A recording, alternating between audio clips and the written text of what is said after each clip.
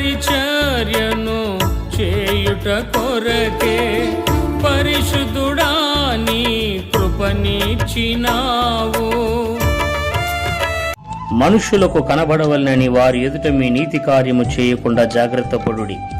లేని ఎడల పరలోకమందున్న మీ తండ్రి యొద్ద మీరు ఫలము పొందరు. కావున నీవు ధర్మము చేయనప్పుడు మనుష్యుల వలన ఘనత నొందవలెనని వేషధారులు సమాజ మందిరములలోను వీధులలోను చేయులాగున నీ ముందర బూర ఊదింపవద్దు.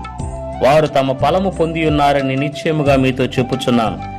నీవైతే ధర్మము చేయనప్పుడు నీ ధర్మము రహస్యముగా నుండి నిమిత్తము నీ కుడి చేయి చేయనది నీ ఎడమ చేతికి తెలియక ఉండవలెను. అట్లయితే రహస్యమందు చూచు నీ తండ్రి నీకు ప్రతిఫలమిచ్చును.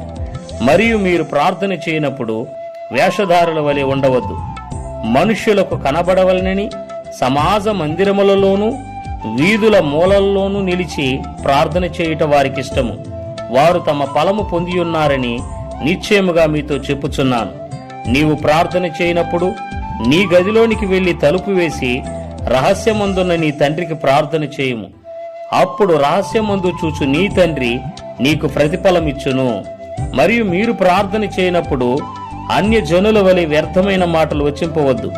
విస్తరించి మాట్లాడుట వలన తమ మనవి వినబడునని వారు తలంచుచున్నారు.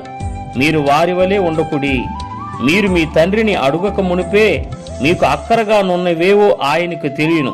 నీ పరిచర్యను చేయుట కొరకే పరిశుద్ధుడా నీ కృపనిచ్చినావు.